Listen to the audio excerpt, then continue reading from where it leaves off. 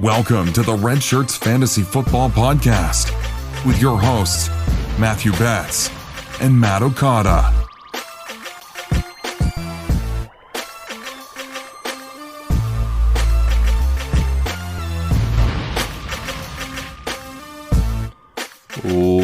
Welcome in to the Week 12 game preview show of the Redshirts Fantasy Football Podcast. This is your host for the evening, Matthew Betz, a.k.a. the Fantasy PT, joined as always by Betz Okada, a.k.a. at Betz Okada on the Twitter. Okada, what's going on tonight, my man? All kinds of interesting stuff, Betz. It is raining down here in Southern California, which, if you've never been in Southern California when it rains, it's a whole adventure because no one knows how to deal with it. Everyone drives like an idiot, and the traffic is bad. Not that it's not already bad. I was going to say, is that any different than day-to-day life down there? No, it's just worse. But yeah, we're very incompetent when it comes to rain. So there's that. Also, I just had this random... Actually, you know, when it happened was when I was filling in the teams on bye this week, and the Cardinals were on bye, and I was like, you know what, I feel like checking in on my boy Kyler Murray. Did you know that he has the fourth most points among quarterbacks in fantasy? I did know that. I actually was looking that up today in prepping for the show, and I actually thought of you as soon as I came across his name. Let's go. Yeah, man. Kudos to you. Like, that article you put out in the offseason was, I think, one of the most comprehensive arguments as to how he could succeed in the NFL, and clearly you were right on there, man. He's been killing it, and some of his throws that I've seen, just watching, you don't have to look at the numbers, just watch the kid play. He's going to have success in the NFL, and definitely is going to be a player we're going to be talking about a lot moving forward here on the show. So yeah, man, love that he's doing well for you out there in Arizona. Yeah, just had to give him a little shout out since he won't be in the games today or on the Patreon pod. He's on bye. Get your rest, Kyler. Still your start of the week, though, I assume? Of course, always. Yes, always. Hashtag always Kyler. Yes. All right, everyone, let's get into the content of tonight's show.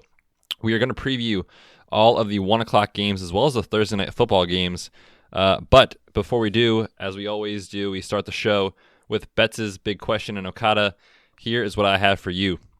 Which player that has a pretty favorable matchup this week is going to disappoint fantasy owners or is more likely to bust? 3 options. We have Jameis Winston against the Atlanta Falcons. The New York Giants are defending Allen Robinson. We'll see how he does. And then Kenny Golladay going up against the Washington Redskins. So all 3 of those guys have really solid matchups on paper. Who is the player that is more likely to bust this week? Yeah, this was kind of a tough one because I know that there's a lot of buzz around Jameis Winston potentially being a bust because of what we've seen from the Falcons defense recently. After, I don't know what has happened to them. Something, apparently. They've woken up. But Winston has been very productive for fantasy, despite his couple games with obviously a lot of interceptions, which is something you're going to get from him a lot.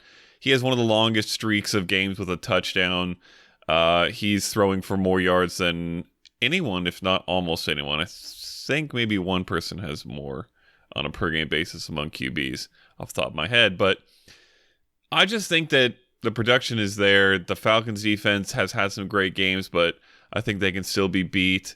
I'm gonna go ahead and say he's safe. We'll talk about that a little bit more in the game, but I'm gonna go with Allen Robinson, and it's primarily because we have a choice between a quote-unquote injured Mitch Trubisky, really questionable, yeah, which is terrible because a healthy Mitch Trubisky has been bad, or Chase Daniel, which is a sideways move. I don't know, maybe a slight upgrade, but from what Trubisky's been, that's not even saying anything. I don't think he's going to have a good game. I think this is going to be an ugly game, which we'll talk about also briefly. I'm going to go with him as my bust of this crew. Yeah, that's what the majority of people voted on as well. Allen Robinson getting 54% of the vote. The matchup on paper is awesome for Allen Robinson.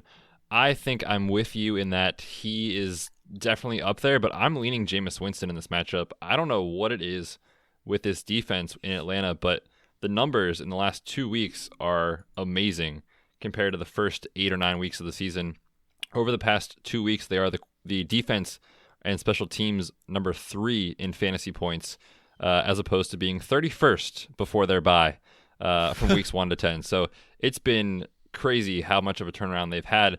And it's not even the fact that I really believe in this defense being just like completely revamped after 1 week off.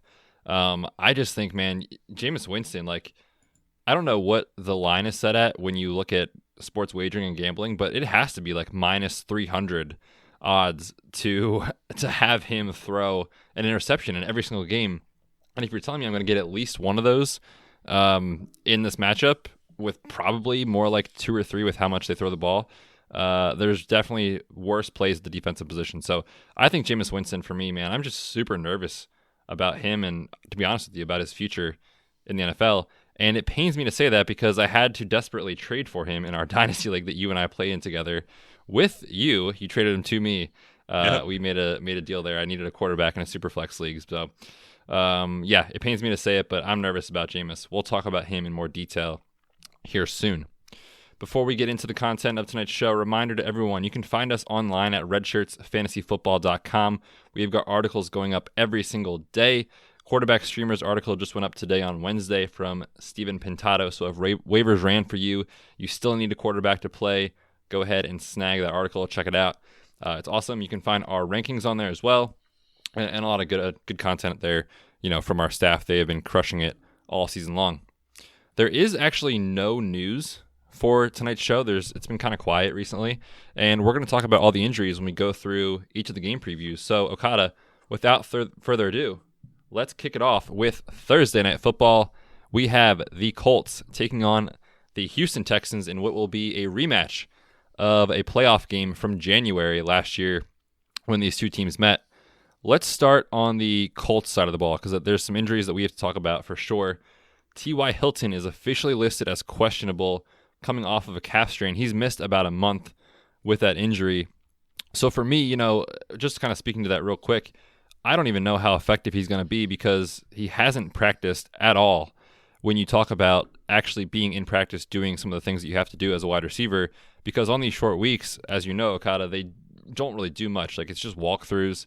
They try to keep people, fresh and healthy. So I don't know what he's been doing on the side in terms of his rehab, but I'm nervous about him in this game. I just want to see it first before I can really trust him there. And then the other injury to talk about is Marlon Mack, and we'll break down the running backs here in more detail. But just a reminder to everyone, Marlon Mack out probably 2 to 3 weeks with a fracture in his hand. But Okada, let's start there. Let's start with the running backs. There's a lot of buzz about Jonathan Williams. He was one of the top waiver ads at the running back position. If he does end up being the lead guy in this matchup, are you willing to start him? I am going to be willing to start him, Betz. It's not going to be with tons of joy, but the Colts run game we know has been extremely productive. Obviously, Mack, very, very good. We saw that last week. He's just a really talented runner, so that does, contribute to that. But the Texans' run defense has been awful since J.J. Watt went down, and also not great overall since they lost Clowney. By lost, I mean got rid of, who was a good run stopper. So I think that this team can be gashed on the ground. I think they can be gashed pretty much everywhere from the defensive side. So I think that there's a good chance that not only Williams, but also Nyheim Hines has a good game. Not having Hilton around, the lack of production we've really seen from Pascal means that Hines could be a go-to in the passing game as well. I think this is going to be an offensive game for sure. So I'd probably be willing to roll out Williams in any format and Hines in a PPR type league. Now, Jordan Wilkins is the other running back on this depth chart. We got to talk about him because he was out last week, and that's why we saw Jonathan Williams kind of burst to the scene after the injury to Marlon Mack, who he did well. You got to give him credit. 14 touches. He went over 100 yards. But Jordan Wilkins is normally the backup running back. He has been out. He's been battling an ankle injury, but he got a full practice in today and was removed from the injury report. So he's going to play on Thursday. Is that enough of a damper on Jonathan Williams? Should we be more hesitant because of that? I mean, it's for sure not a situation where we have a locked and loaded, RB1 because it's not Mac anymore and it's going to be a little bit more cloudy. But I don't think we've really seen much from Wilkins in his short career enough to suggest that he'll take the primary work after Jonathan Williams looked so good. So I think Williams gets the first crack, and I think he runs well, and that means I don't imagine Wilkins will take much. I don't see a reason for them to split it up between the two necessarily if Williams is playing well. Yeah, give him the first crack at it, and basically we'll see how he does.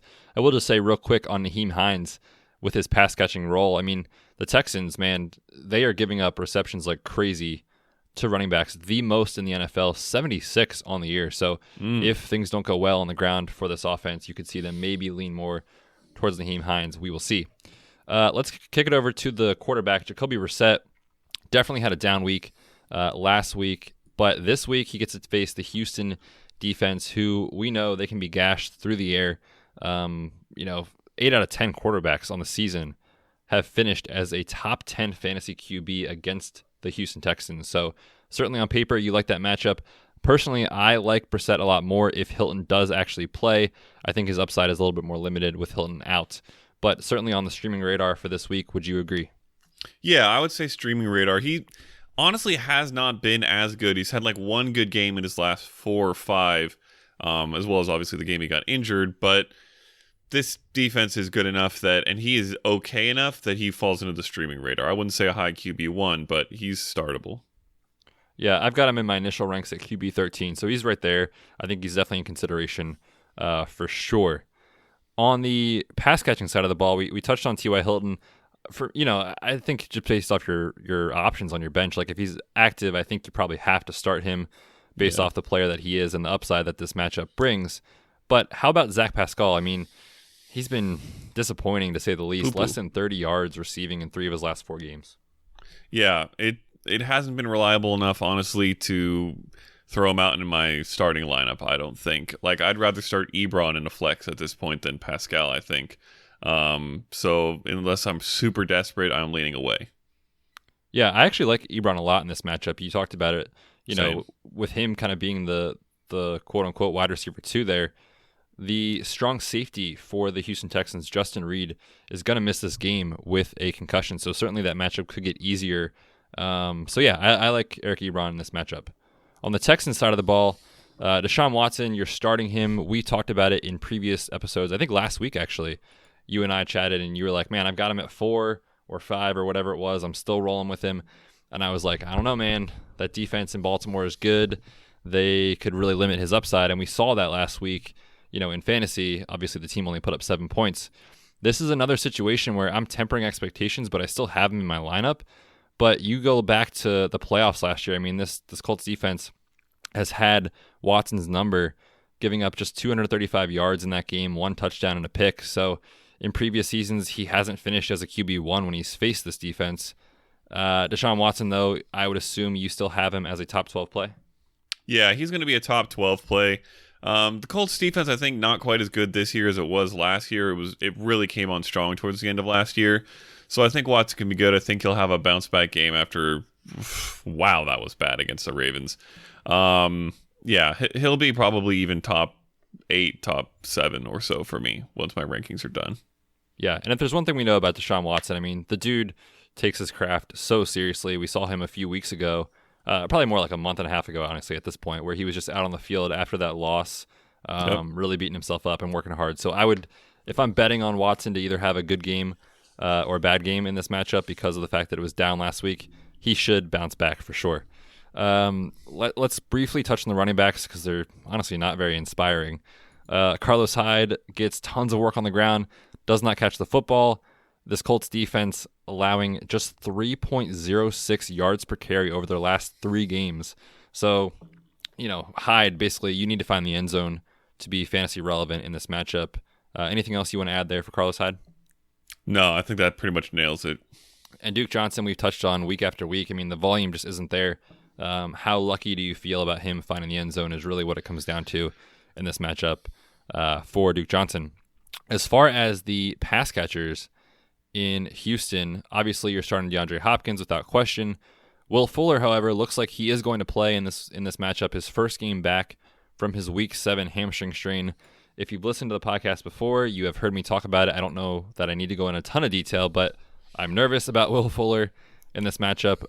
Okada, what are you feeling there with Will Fuller? Yeah, I think we talked about last week if he came back, would we feel okay putting him out there? And we said no, and I think the same thing applies here. I would have to see a full game from him, running full, Will Fuller speed and staying healthy before I'm willing to really rely on him in a lineup. And unfortunately, we haven't really seen any of the other guys there step up to fill in. So I don't feel great starting Stills, QT, anyone besides obviously D-Hop. I have one minor disagreement, and that's if Will Fuller plays. I actually do like Kenny Stills in this matchup. The reason being is he would move back into the slot, and the Colts defense, like, they play a ton of zone, so their defense is set up to basically prevent deep shots down the field, which even if Will Fuller plays, sets up poorly for him. I think that opens up a lot of underneath work for Kenny Stills, so he's kind of a sneaky play for me, but only if Will Fuller's active in this game. The tight ends, man, it's tough because Darren Fells has been, in that poopy tight end tier that we always talk about. But Jordan Akins ran more routes than Fells over the last 2 weeks. So, I mean, he's fine. You're hoping for a touchdown. I don't know if we can really say much more than that. Yeah, right now he's slipping towards the back end of the polished turd tier, whereas for a little while there he was up in the middle of it with the yardage he was getting on top of his touchdowns, but 19 yards in his last 2 games combined, so that's not great. Yuck. All right, man, anything else on this game, or you want to move over to the Bucks and Falcons? Ugh, if it was any other game coming up, Betz, I might say let's stick around, but this one's exciting, so let's go. Yeah, I think this is the best game for fantasy on the slate. Like, this could turn into like a 60-point shootout back and forth if the Falcons defense of old shows up, which for fantasy purposes I kind of hope they do. We talked about the Jameis Winston matchup here at the top of the show, so I don't really want to go into too much detail here other than the fact that, listen, he throws for a ton of yards, like you said. He still has elite wide receivers in Mike Evans and Chris Godwin. You know what you're going to get from Winston. It might be a 3-touchdown game, but it'll be 2 picks or at least 1 pick.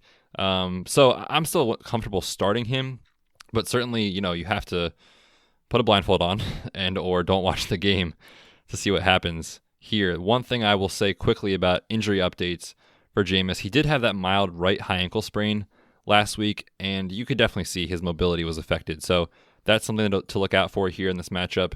He's a guy that he's just not a good enough quarterback to be able to manage that and get around it like someone, let's say like an Aaron Rodgers, like he has those knee injuries and he battles it and gets around it and still performs.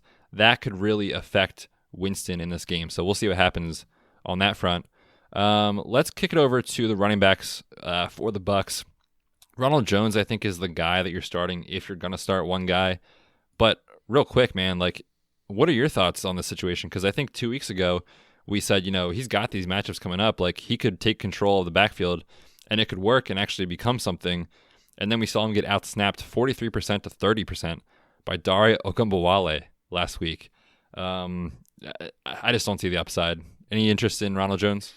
No, honestly, not at all. The only place where I kind of feel solid starting Ronald Jones is in a game I know the Buccaneers are going to win because he's going to be their kind of thumper ball carrier, and Ogunbowale comes out more for pass catching work. And there are very few teams the Buccaneers play that I feel confident about them winning. So this is not one of them, and yes. Ronald Jones will be squarely on my bench. Yes, fair enough. I'm with you on that. We don't really need to talk about Mike Evans or Chris Godwin. I don't think too much. Godwin got off to that absolutely fire start to the season, and I think he's kind of been under the radar a little bit more recently. But I just want to let everyone know the slot receivers against the Falcons are absolutely dominating. 715 yards against the slot this year and 7 touchdowns through the latter half of the year. So this defense is getting shredded in the slot. I think Chris Godwin goes nuts in this game, but you're starting both those guys regardless. Man, I honestly didn't think it could get worse for OJ Howard Okada. Like, I literally thought we've seen rock bottom, and he went one layer below with that stupid behind the back attempt catch. Oh my gosh. Which landed in the defender's lap.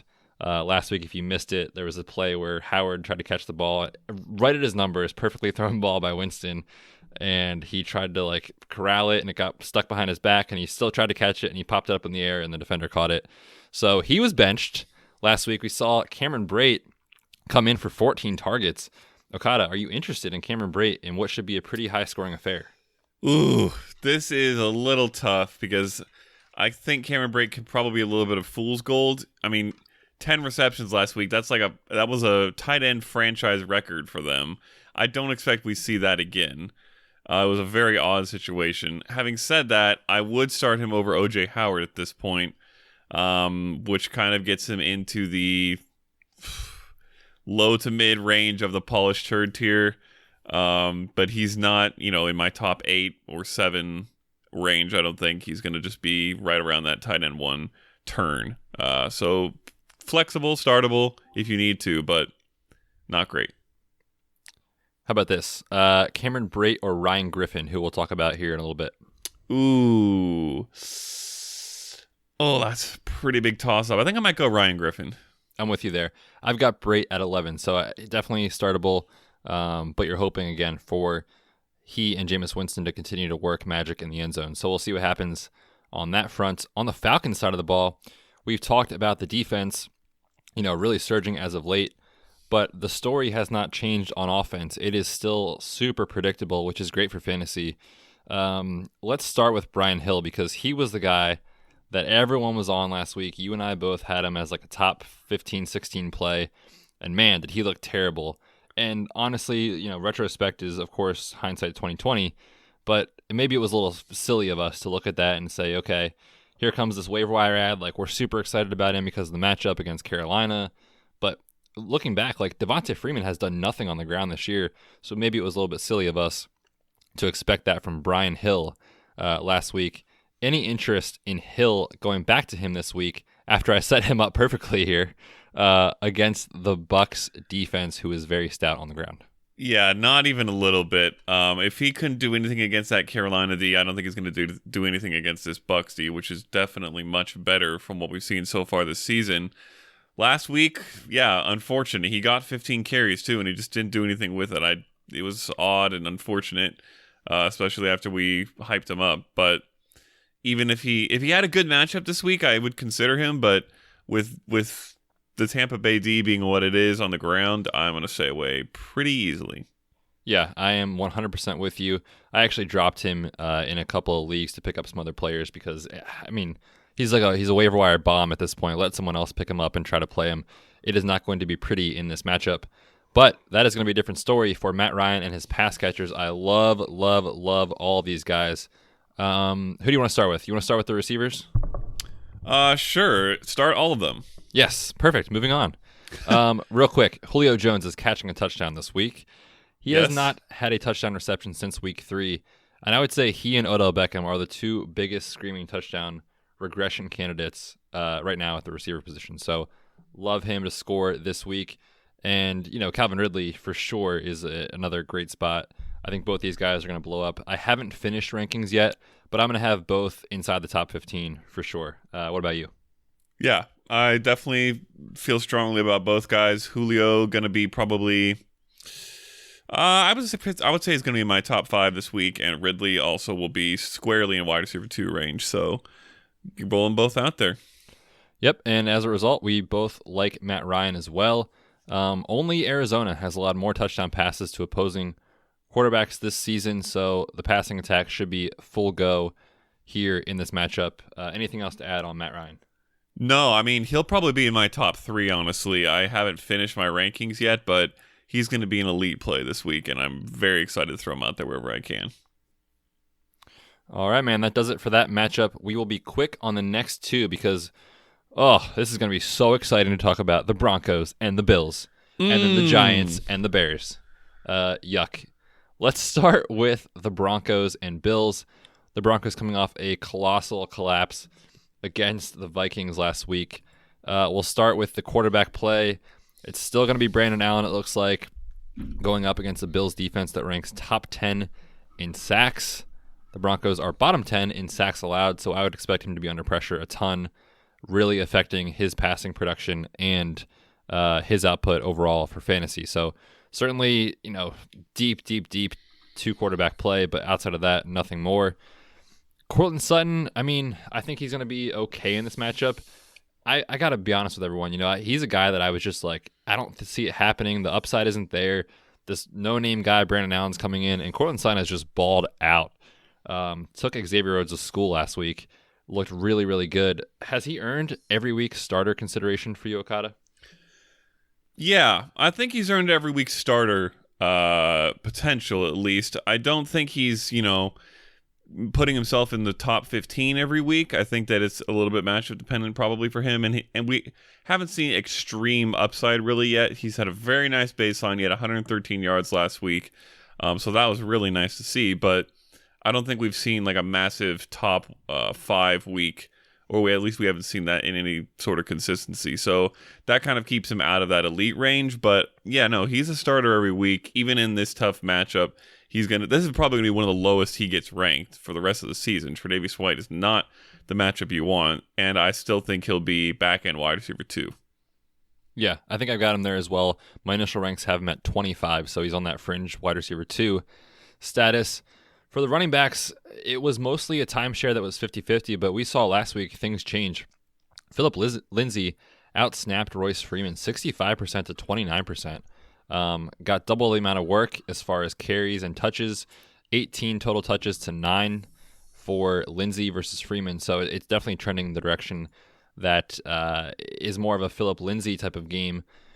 I like Philip Lindsay in this matchup, actually, because of the fact that the Bills have given up 10 all-purpose touchdowns to running backs, 14th most fantasy points to the position. So it's not entirely scary on paper. I assume you will have Philip Lindsay ranked higher than Royce Freeman. Yes, I definitely will, and I think I'll actually have Lindsay reasonably high this week. I think that the way the Bills are playing, the Broncos are going to be losing this game, and despite the fact that we haven't seen much from Lindsay from a pass-catching perspective recently, we know that he can do that. He started the season with 3 straight games with 4 catches, 4 of his first 5, and had really good yardage in all those games, and then we haven't seen him have even 20 yards receiving in any of his last 5 games. So it's been a weird transition away from him as a pass catcher. I think they're going to go back to it at some point. He's got the talent to do it, and I think this could be a game we see it. So he's definitely above Freeman, and he'll probably still be in my RB2 range. Yeah, I'm with you on that. Noah Fant, he's seen 15 targets, which is great, but no tight end has cleared 50 yards against Buffalo. So this is a battle of volume versus what the defense takes away.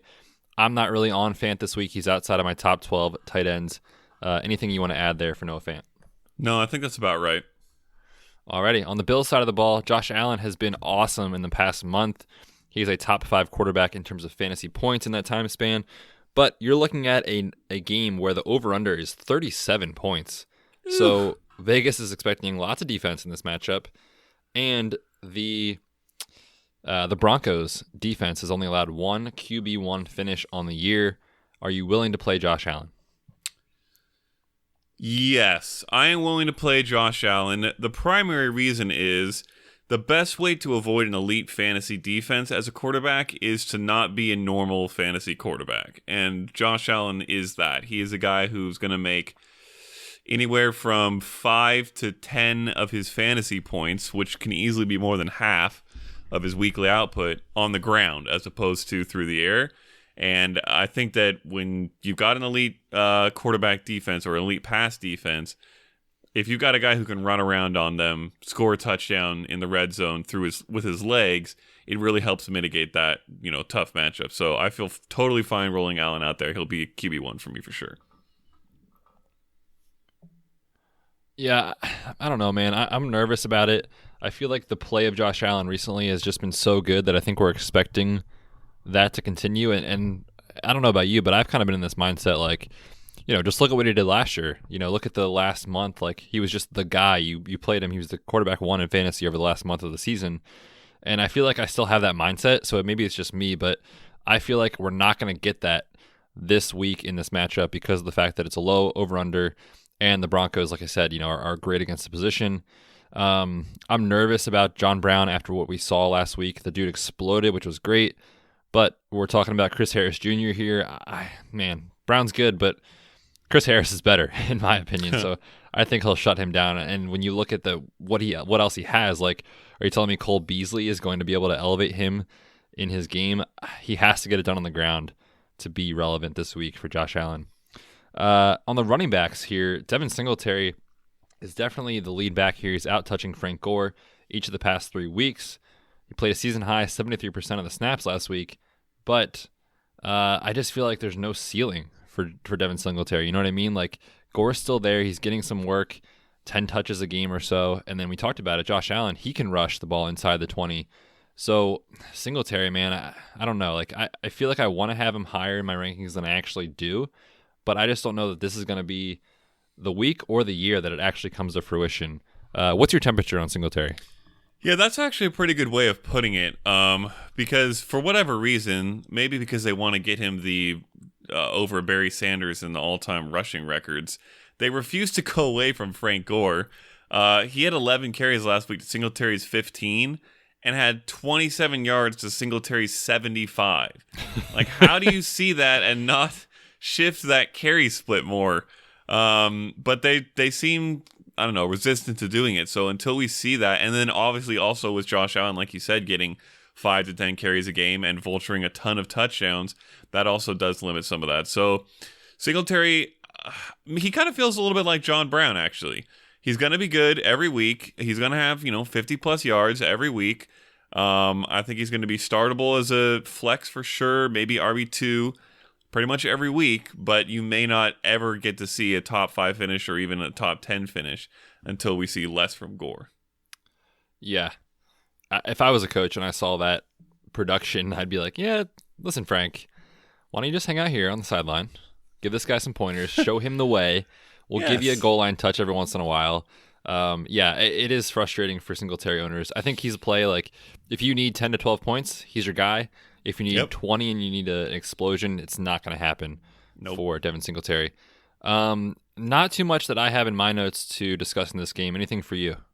No, that's pretty much all of it. All right. A riveting Giants and Bears matchup is next on the dock. Giants are coming off of the bye. Let's talk about a couple injury updates. Evan Ingram, I talked about it on the recap show on Monday, is now out of the boot with his foot sprain. I don't think we see him in this matchup. I think he's at least another week to 2 weeks away. So you'll see Rhett Ellison probably in this matchup against the defense, giving up the 8th most fantasy points to tight end. Any interest at all in going back to Rhett the Jet, which I have now termed his nickname, at all there, Okada? Very little interest, Betz. He probably falls even just behind the polished turd tier. I would really rather find something else. But if you need a desperate second tight end because your already bad tight end is on bye, or you're going for the cheapest possible DFS play, it's not horrible. He'll probably get some targets, but that's about it. Yes, totally agree. Daniel Jones has been really good, actually, of late, and has really surprised me with his production, showing us his upside with some 4 touchdown games. But in this matchup against the Bears that are giving up the 3rd fewest fantasy points to quarterbacks, he will be far, far away from my top 12 rankings. Anything different from you? No. No thank you on Daniel Jones this week. No thank you. Golden Tate, I actually kind of like, despite us not liking Daniel Jones. I think Golden Tate will do enough. He won't ruin your week. I think he'll be fine as like a PPR wide receiver 3 type of play. His target count has been really good leading up to their bye week. 10, 6, and 8 targets in his past 3 games. And you know who he's going up against, Okada? Mr. Screen? Who is trash. Not good. Not good at all. So Tate, I think, will succeed, but I don't know if there's enough from Jones to really make him viable there in fantasy. Saquon Barkley, you are starting, obviously. Anything else on the Giants side of the ball? No. Obviously, Darius Slayton had a huge game last time we saw them back in Week 10. There's a chance he gets some targets and is okay, but if this was a worse defense, I'd feel better about putting him back out there. With this D, I'd rather just stick with Golden Tate and Saquon, like you said. All right, man. And then on the Bears side of the ball, we've talked about a little bit at the top of the show, Mitch Trubisky's quote-unquote injury to his hip. And I actually do think he is dealing with a hip pointer, so I'm kind of being, joking. But he did take a shot to the side of his pelvis, kind of right where those muscles attach, on to the top of the pelvis, and that is what a hip pointer is. It's a bruise to those tendons and muscles. And usually it takes about a week or two to recover.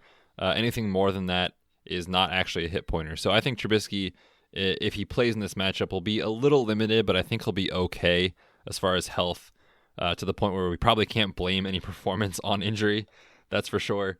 But he did practice in full today on Wednesday, so it is looking like he will play. On paper, it's a great matchup. The Giants giving up the 9th most points to quarterbacks. Do I even have to ask, are you at all interested in Mitch Trubisky? You do have to ask, Betz, because the defense is terrible, and we've seen him be okay before. And I'm starting him in a super flex this week. Oh, no. Yeah, so I really... it's ugly. I do not want to. My joy in starting him is non-existent at best. But he will be in the back end of QB2 range, which obviously isn't saying too much, considering there's only 32 that start. Yeah, he could have a good game. It's probably not, though. Yeah, hey, he'll be in the back end of that QB2 range, so not great. He surprised everyone last year and threw 6 touchdowns out of nowhere, so true. You never know. It could happen. And it just seems like the most Mitch Trubisky thing ever to have a week coming off of injury for him to actually do something good for us in fantasy. So maybe you get lucky this week. We shall see. I am probably going to vote no on that. Yeah. But as far as any other options here, we talked about Allen Robinson a little bit. So if you missed that, go back and check out the top of the show. We discussed him a little bit. Any other pass catcher at this point, Okada is essentially irrelevant for fantasy. I don't know if you want to add anything else different there, but it just gets too much. There's not enough volume for all players there to really succeed. It's a little bit of Taylor Gabriel. It's a little bit of Anthony Miller. The tight ends are hurt. I don't know what else there is to even add as far as analysis there. Anything that you want to say? Not really, no. We kind of projected Tariq Cohen for a decent game last week against the Rams, and he did have one with Montgomery kind of questionable, or late healthy, really, coming into that game. But I think this goes back to a useless split between the two, and I'm not really excited about starting either of them. And none of the pass catchers, to your point. Yes, definitely agree on that. Tariq Cohen is a dart throw. I mean, you're hoping for a touchdown at that point. And David Montgomery, again, matchup is good. I actually feel better about him this week because of the fact that he's another week removed from the ankle injury and reportedly came out of it, without re-injuring it, which is great. So as far as his health is concerned, certainly I feel better about it this week than last week. I think he'll slide in as a back-end RB2 in my rankings. Anything else there, Okada, with the Bears, or can we move on to another exciting matchup, the Steelers and the Bengals? Oh, let's do it. All right. And moving on to no, just kidding. The Steelers, man, so many injuries.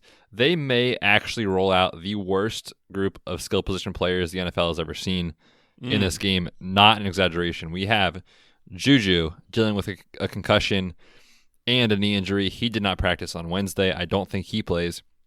Deontay Johnson also dealing with a concussion. He actually did practice in full today, which is great. But as we know with these concussions, it's non-linear, so he could have setbacks later in the week. We'll see what the practice reports say. James Conner did not practice today. He re-aggravated that AC joint injury last Thursday night. He is looking very questionable for this matchup. So, man, I don't even know where to start. I don't want anything to do with any skill position player on the Steelers outside of maybe Jalen Samuels. What about you? Yeah, it's a mess. It's very tempting to look for one of these guys because the Bengals defense is straight garbage.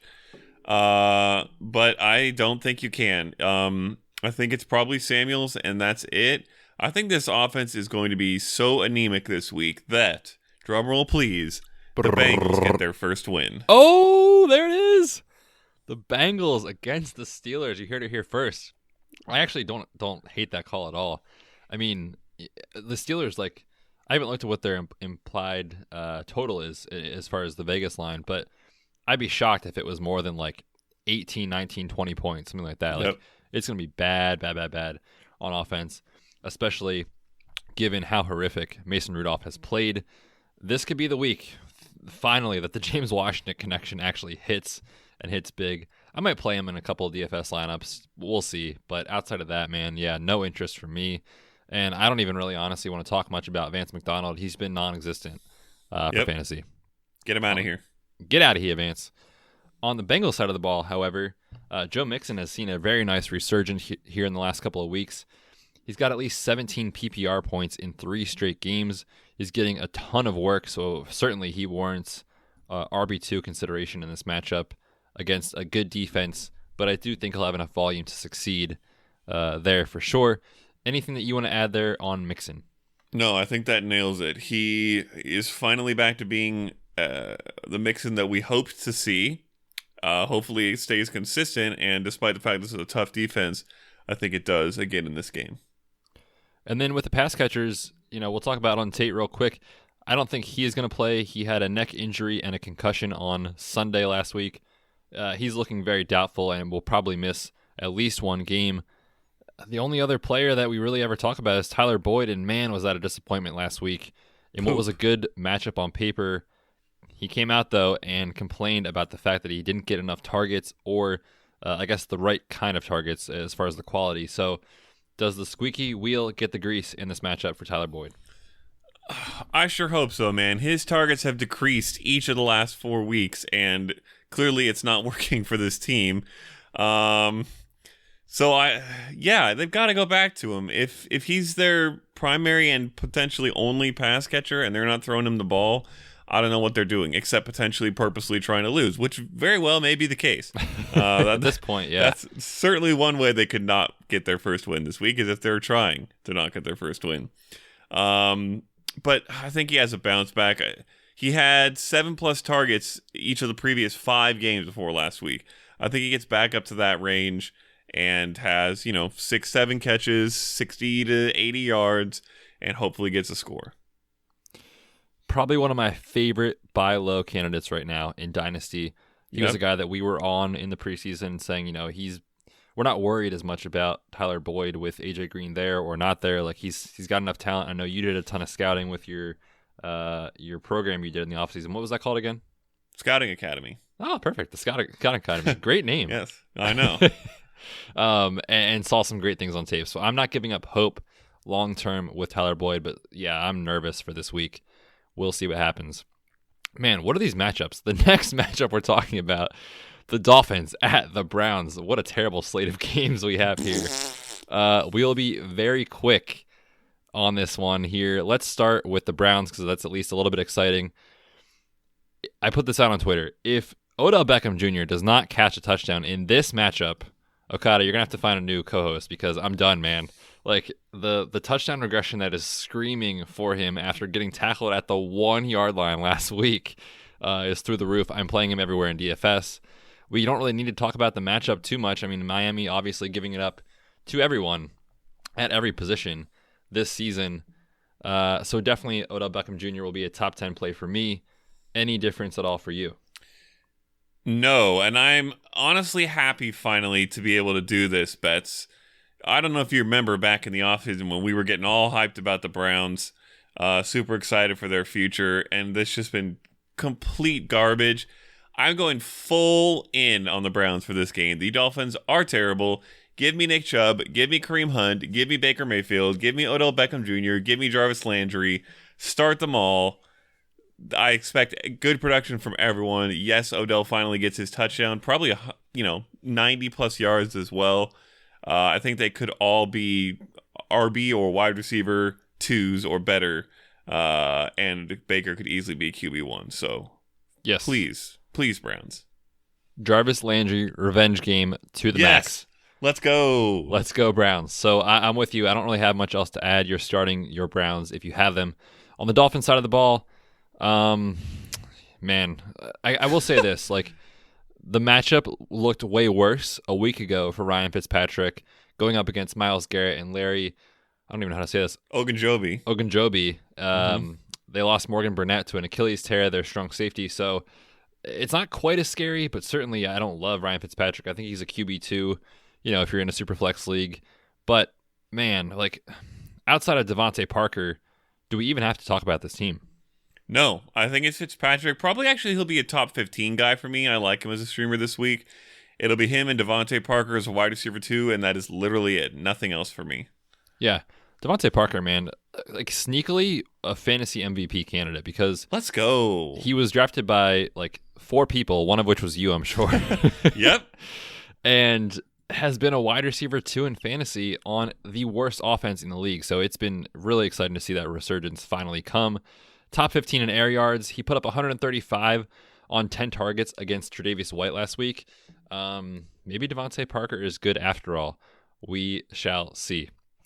Before we get into our next matchup here, I just want to remind everyone about our awesome sponsor, fantasygo.com. These guys are so fun to work with. They are great. They're putting out awesome product for you all as far as what they offer that no one else does, which is the Uber of fantasy football. You go on their marketplace at fantasygo.com, you find your favorite analyst, and you basically hire that analyst for a week to help you with any decision you have. Start, sit, trade if your trade window is still open, waiver wire claims, etc. And they also have a new mode for DFS players. So if you're hoping to set a DFS lineup with help from one of us, you can search for Matt O, search for Matthew B, and we will help you with those decisions. So check them out, fantasygo.com. All right, Okada, we got 4 more games here to get to. Let's start with another exciting matchup. This one I'm not being facetious about.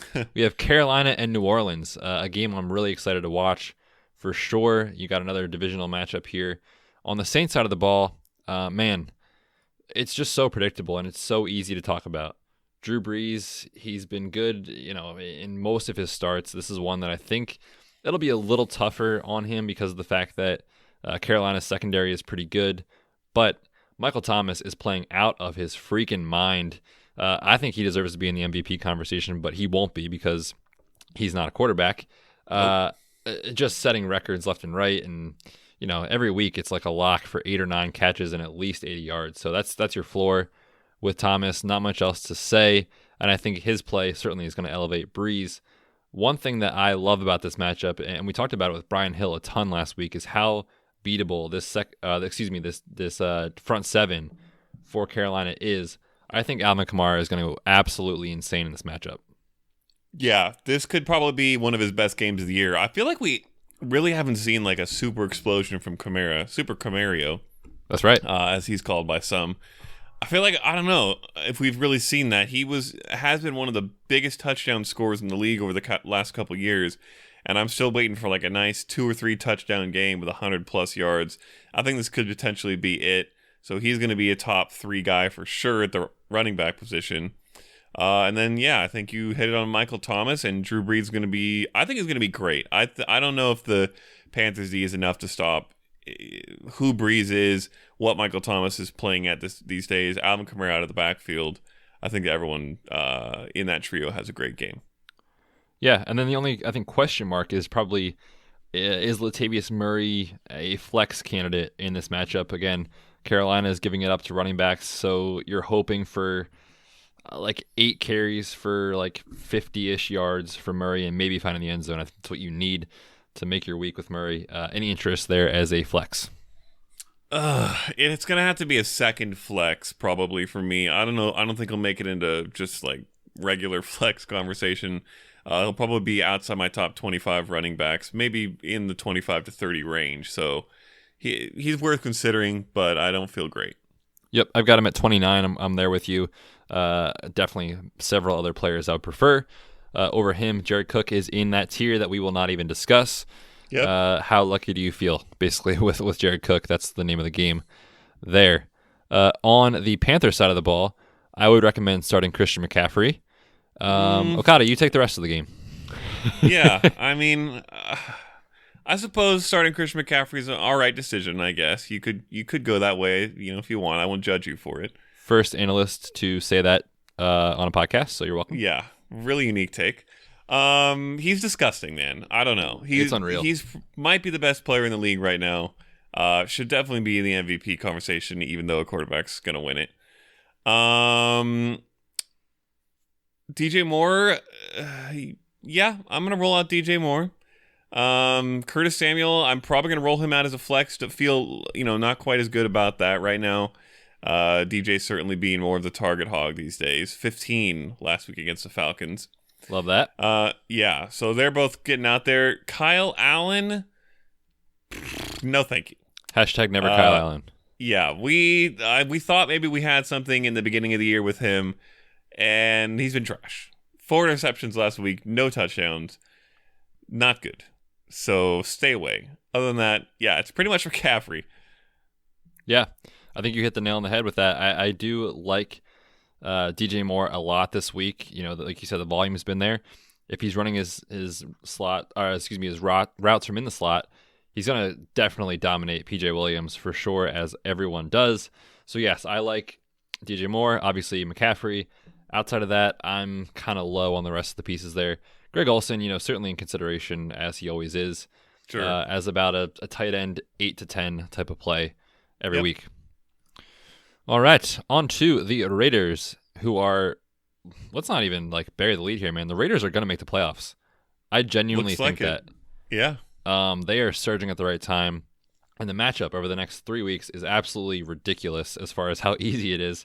This week, they're taking on the Jets. Let's start with the Raiders. Man, Derek Carr he's good for what he does. His upside is certainly lacking, but you look at this matchup, man, the Jets, Ryan Fitzpatrick was quarterback 6 against them. Gardner Minshew, quarterback 6. Daniel Jones, quarterback 2 in weeks 8 to 10 before last week. They faced Dwayne Haskins, and that did not go well. But Derek Carr is good enough, and certainly in that type of caliber of player, as we just mentioned there with Fitzpatrick, Minshew, and Jones, that I'm interested in him as a top 10 play this week. What about you? Yeah, I think so. I think he's going to be a guy who gets the job done pretty much every week. So if you're in the streaming consideration, if your Kyler Murray is on bye, and you just want, a nice solid performance as opposed to maybe a boomer bust type guy, I think Derek Carr is it. I think he's going to be very consistent. Honestly, one of the, I think, probably lowest air yards per attempt in the entire league. But it lends to a good completion percentage, which lends to his receivers and even running backs who catch the ball getting yardage for him, and it works. So it's not necessarily the prettiest thing, or certainly not the most explosive thing, but he's a startable asset. Yep, it works for sure. He's the Devin Singletary of quarterback, for sure. So he has not had a finish greater than quarterback 7 in, I think it's 2 seasons for Derek Carr. So you know what you're getting. You're getting 8 to probably 14 he'll finish in the ranks at this point. So definitely startable. The upside is not quite there. However, we do like his pass catchers. Of course, Darren Waller remains a top 5 play. He broke his slump last week, going for over 80 yards receiving. He's 4th at the tight end position in air yards since week 6, so you have to keep starting him, obviously, each week. Tyrell Williams, we had a question today in the Patreon Slack about Juju versus Tyrell, and you and I said, easy, give me Tyrell. Tell me what you like about Tyrell in this matchup. Yeah, pretty much everything. I think he has a great chance to torch this secondary. Has not been good. And Tyrell has been solid. A very good chance at a big play here. Big play touchdown could be coming in. So yeah, he'll be in my probably top 16 or 17 wide receivers. Yep, I'm with you there. 80 yards and or a touchdown in 6 of 8 games this year. And the Jets secondary, man, is getting absolutely torched. So you can definitely start Williams with confidence. Josh Jacobs, this matchup isn't great when you look at the fact that the defense here for the Jets, they are giving it up through the air like crazy, but on the ground they're actually pretty stout. But Jacobs, 17 plus touches in 7 straight games. Certainly you're starting him, but probably not going to be finishing in the top 5 or 6 backs for us. Where do you have Jacobs in your initial ranks? He'll be in the top 10, back end of the top 10, I would say. Probably around 9 or 10 once things all lock in for me. But yeah, he's an every week starter. There's no ifs, ands, or buts about it. It's just a question of how much upside he potentially has. Yep, definitely agree with that. Sam Darnold on the Jets side of the ball has actually looked really good in the last couple of weeks. 5 touchdowns and 1 pick over his last 2 starts. This secondary, man, for Oakland is giving up the 4th most when you talk about yards per attempt at 8.2. So Darnold, the matchup is correct. He's playing well as of late. The ghosts are not in his vision. But I just feel like it's so limited in his skill set with who he has. Like Jamison Crowder, I think, is an every week start without question in PPR formats. Wide receiver 13 since week 6. Ooh. But Robbie Anderson isn't doing anything. And outside of Crowder, like Griffin is a fine play, but who else are you going to throw the ball to? So Darnold, I think, slides behind Derek Carr for me in my ranks. More of a quarterback 2 this week type of play in Superflex leagues. Yeah, he'll be a little bit behind Carr for me and will be technically in the QB2 range, but he'll be in the high QB2 range where it's kind of that mix that is all streamable. The league, the Superflex league, in which you're in fact in, that I'm starting Mitchell Trubisky in my Superflex, I'm starting Sam Darnold in my quarterback spot. Mahomes is my QB in that league, and he's on bye. So it is an interesting week of quarterbacks for me, and I'm hoping for the best. It's going to be a fun ride. Yeah, certainly I feel more confident about Darnold. I think he can have a solid game. Yeah, for sure. And I don't even think we have to really talk about Crowder. He's been so good. He's a lock. When you look at the tight end, though, Ryan Griffin, we talked about it earlier as a name game, a start-sit decision with other players like Cameron Brate. I'm going to have Ryan Griffin ranked pretty aggressively this week. My initial ranks have him at 8. I probably will move him up a couple spots, though. Man, Oakland can get beat up pretty easily in the middle of the field. Their linebackers are straight trash. And Griffin has actually been really good for fantasy when he's been out there without Chris Herndon, which has been every stinking game this season except for one. So I like Ryan Griffin this week. Anything more to add there? No, I think that's pretty much the right range for me too. I think I'll have him in 6 or 8. He's ahead of the polished third tier, which is about as good a compliment as you can give a tight end in fantasy these days. Yeah, nowadays that's pretty good. Le'Veon Bell, you are starting. Anything else there with Bell? Nope. He's as disappointing as I expected him to be, but he's still going to be rolling out there as a back-end RB2 just because of the volume. Yes, definitely agree. The Seahawks taking on the Eagles on the road. Hey, by the way, congrats. That was a very boring game to watch between our teams last week. The True. Patriots pulled it out with the Julian Edelman touchdown pass. Not a catch, a pass.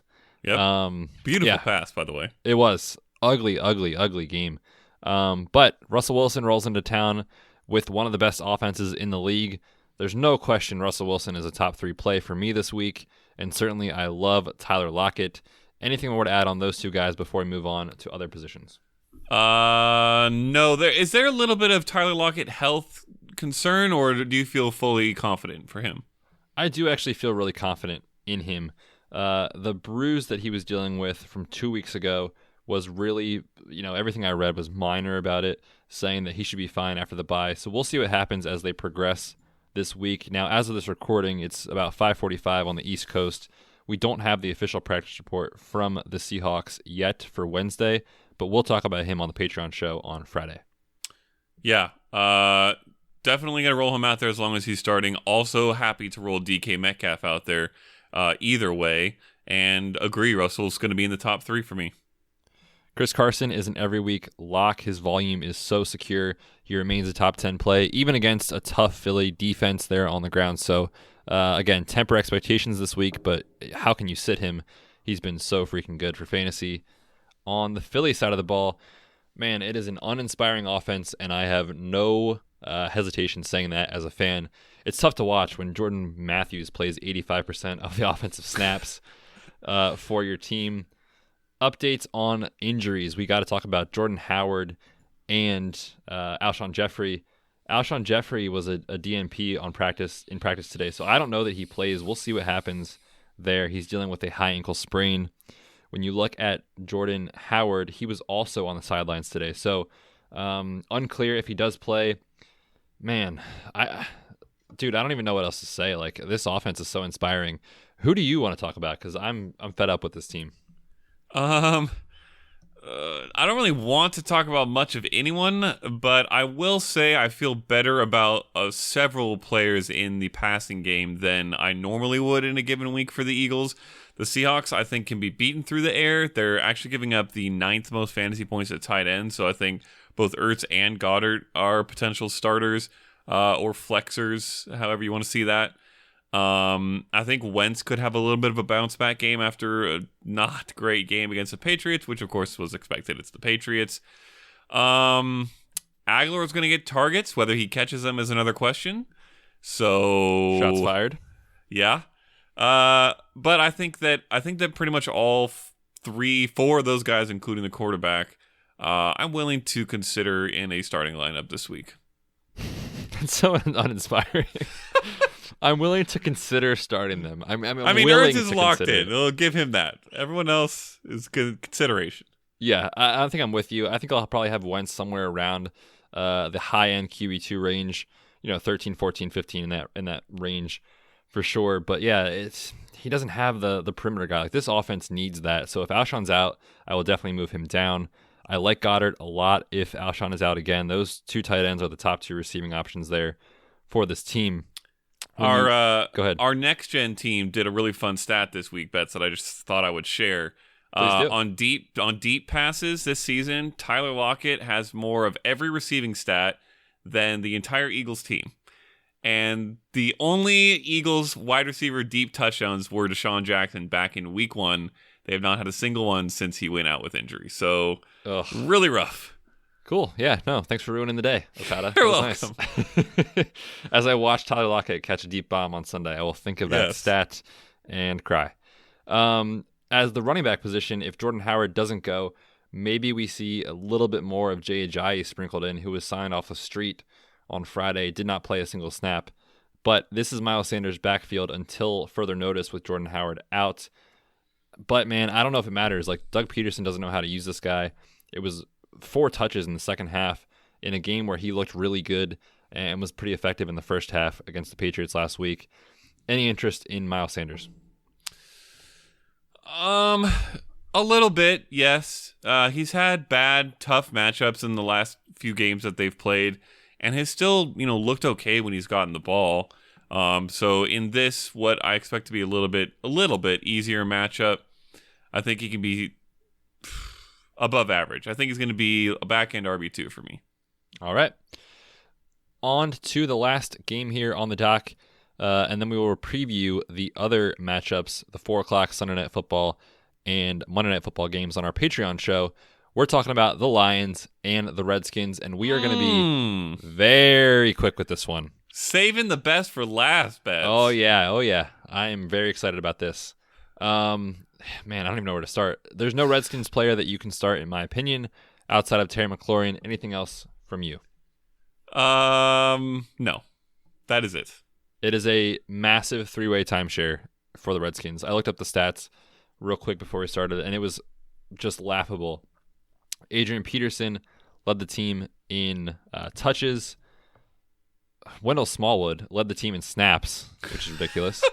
And Darius Geis led the team in production as far as yardage. So what is happening? Yeah.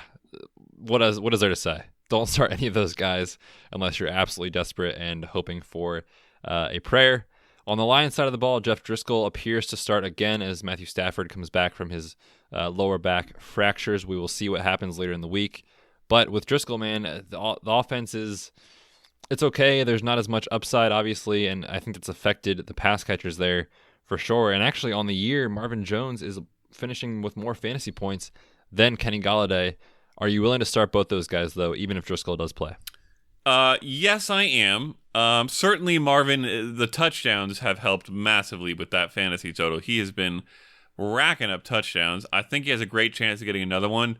But I'm going to start both of them, and I'm going to start Jeff Driscoll, Betz. And not only might he be my start of the week, there's a good chance he cracks like my top 6.